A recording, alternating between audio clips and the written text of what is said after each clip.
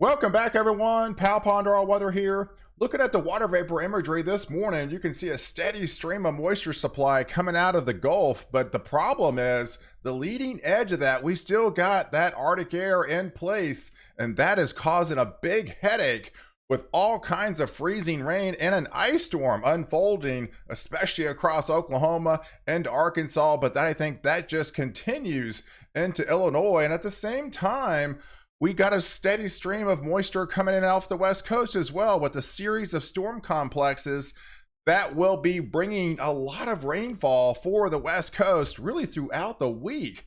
So I appreciate all my subscribers out there. This channel is up to 235,000 subscribers. I appreciate each and every one of you. I am here on a daily basis putting out a lot of content. So if you are new here and you want to follow along, hit the subscribe button throughout 2024 to keep you well ahead of the storms. So let's take a look at where we came from, folks. Because yes, we've had 2 Arctic blasts just in the last 7 days, and that amounted from very cold conditions across the lower 48 with a lot of purple from all the way from Washington. Then that extended all the way down into the deep south, and we're kind of on the rebound effect of that. And unfortunately, on the rebound, that is bringing some icy conditions for the middle of the country because we still got that Arctic air in place. Looking at the temperatures this morning, there's that crucial temperature right around 33 degrees, 32 degrees right there at the Texas border. But once you get into Oklahoma, that's where we're having serious problems because the temperature is right around that 29. And when it gets to that low, it just sticks on everything in its path. And that's why we've got numerous closures in and around the Oklahoma region into Arkansas. But looking at the temperatures, 28 Missouri, and that just extends this morning into Illinois with those 20s going all the way into Indiana, especially into Ohio here. Looking at the overall winter weather advisories, this is the latest update. This would be expiring around 7 o'clock right there in the borderline of Texas, but we still have that winter storm warning in place for Oklahoma, and especially those ice storm warnings, as that freezing line will just be extended further north throughout the day and through Missouri, and eventually we'll be heading up into Illinois as we get into that Tuesday morning time frame, and that will be impacting Indiana as well as into Ohio, where we've got the flood watches unfolding with those series of storm complexes that are going to be impacting the West Coast. So we're going to be delving into the forecast, but first, a word from my sponsor. It's a brand new year, a time for fresh starts and personal growth. If you're like me, working from home, you know the challenges, stress, and anxiety that the elusive work-life balance. Sometimes it all leads to burnout. But what if you had someone to talk to help to manage these hurdles for your overall well-being? BetterHelp is the sponsor of today's video. They offer a solution tailored for these very challenges. With BetterHelp, you can connect with one of the over 30,000 therapists. They match you based on your specific needs, preferences, and even location, providing access to a range of expertise that may not be available locally. Starting is simple. Fill out a questionnaire about your challenges and therapist preferences. In most cases, you'll be matched with a therapist within 48 hours. Schedule sessions at your convenience. And if you feel your therapist isn't the right fit, switch easily with just a click away at no extra cost and no awkward conversations. BetterHelp has helped over 4 million step towards a healthier, happier life. Now it's your turn. Click the link in the description or go to betterhelp.com/pal. Not only does it support this channel, but you can also get 10% off your first month. Start your journey with BetterHelp today. A healthier, happier you is just a click away. BetterHelp, your path to better mental health.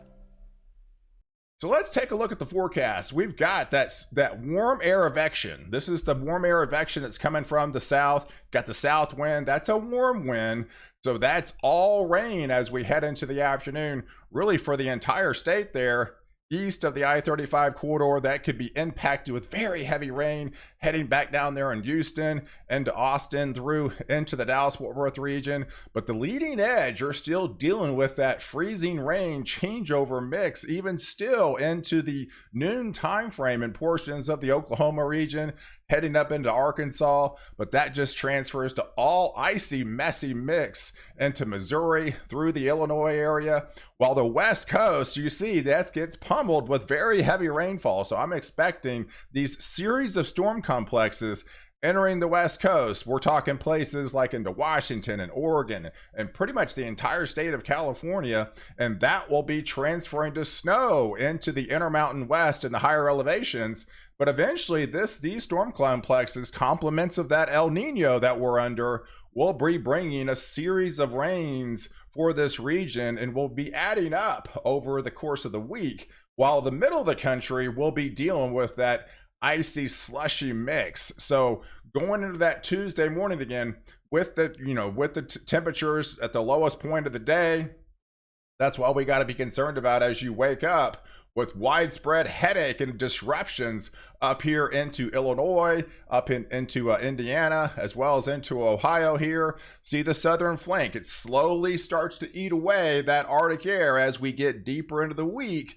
And those areas for much of Texas now, much of Oklahoma, much of Arkansas, much of Missouri, it's going to be just a chilly rain as you wake up to tomorrow morning, melting all that ice and then melting any snow as well in its wake. And you just still have to deal with that freezing rain, even going into the afternoon time frame up here into Illinois, Indiana, as well as into Ohio. I do feel like there's a quick changeover on the northern flank here. Some portions of Wisconsin, there in Michigan, as well as into portions of Pennsylvania, up into New York, where we could pick up a couple of inches of snow just on the northern tier of that system. You got the ice in the middle, and then of course the all rain on the southern flank. But then there's the rain that will be impacting, coming out of the west and moving across the desert southwest through Nevada, snowing in the higher elevations. Back there in Flagstaff again, further south, it's just all rain, and then swinging through New Mexico. And then that's just another complex that will be coming across Texas into that Tuesday time frame, going back through Arkansas this time. But that's not ice, it's going to be all rain by then, as the temperatures will be safely above freezing. Because here's the overall setup. We've got these series of storm complexes, right? They're going to be coming in off the Aleutian Islands, diving in off that jet stream, more active subtropical jet pummeling in off the Pacific there, while we're slowly retreating. So the ridge starts to build into the northeast, and where's the Arctic air? Goes back up into Canada, right? This shifts all the way further north, as we get into that Wednesday time frame. And looking at the surface map underneath, there's not much colder air left. So the only snow in town by the time we head into Wednesday morning is going to be up there into the upper Great Lakes, up into New York, up into portions of, say, Massachusetts and Connecticut. Maybe portions of Rhode Island could get, an inch or two out of this system that will be coming through Vermont and New Hampshire. But even then, going deep into the day, eventually that warmer air advection is going to be taking over, and just that more rain is going to be steadily coming in on the southern flank of these storm complexes, but not before we have to deal with this big, huge headache for the next couple of days.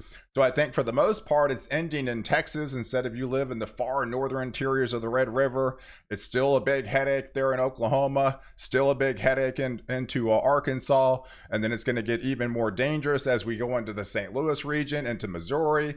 And then especially as we get up here to Illinois, going into tomorrow morning, we've got to be concerned about that, quarter inch of ice on the ground with these roadways, dangerous travel conditions for them. through Indiana, through Ohio.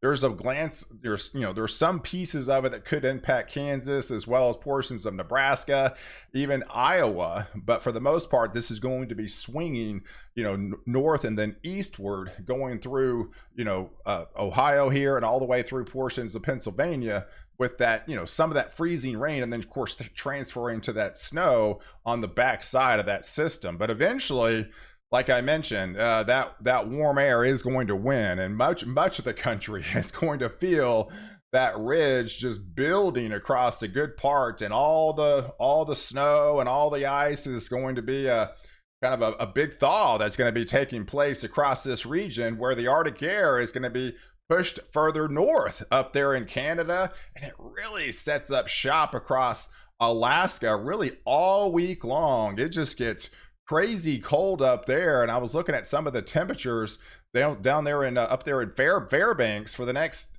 10 days here. These are actual temperatures coming out of Fairbanks International Airport up there in Alaska. I mean, right now it's 26 below, the low is 37 below, but it continues to be that cold, and it actually gets even colder as we go into this weekend, and then kind of bottoms out there right around 52 below zero up there in Fairbanks to really end the month here. This is the 31st of the month.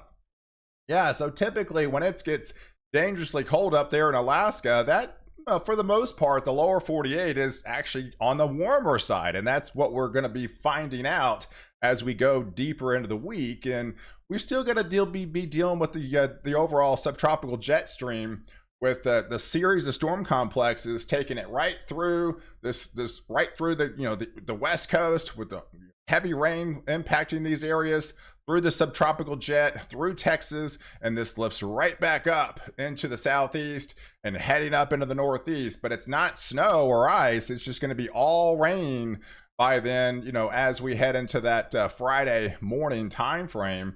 And you can see the swath, right? You just got this whole week is going to be wet across the southeast. More rain heading into Mississippi, into Alabama, through Georgia, and portions of Florida here, and then it just extends into Tennessee, into Kentucky. Notice the green, it's just all rain. And even further north, even going up into Canada, even then it's just all rain as those warmer temperatures. Look at the red line, the freezing line shifts all the way back up into Canada by then, as the warmer air really starts to take over. But it's going to leave a pretty good rain swath in its pack. So we've got these series of storm complexes that are going to be impacting the West Coast.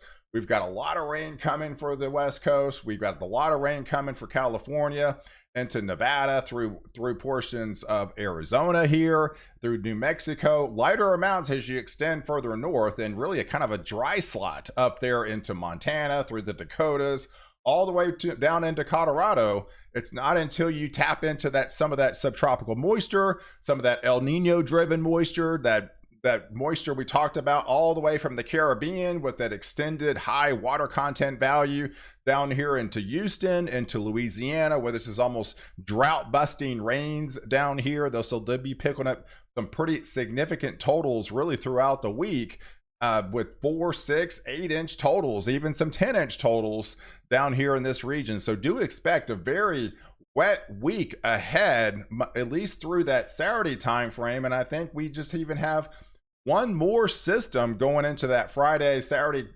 time frame, as this, again, the active subtropical jet brings in a series of storm complexes from the Aleutians, dives into the West Coast and swings it into the central part of the U.S., taps into some of that Gulf moisture, and that just fuels this energy as those temperatures slowly start to rise. So yeah, we've got some severe weather aspects to these storms complexes through the far portions of the deep south, but it's nothing that I think is going to get out of hand, and it's more or less marginally induced storms with gusty winds.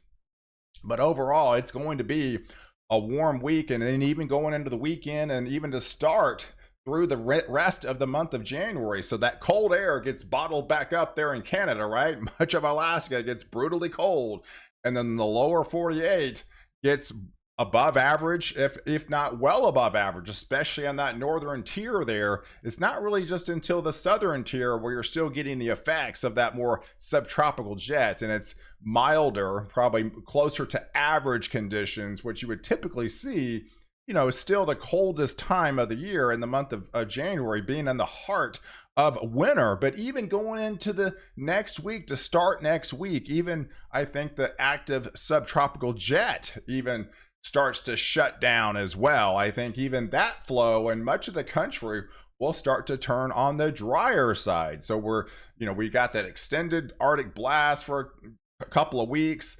Not uncommon that you get a rebound effect of what we're seeing and kind of a thawing out what we're seeing going into the next 10 days.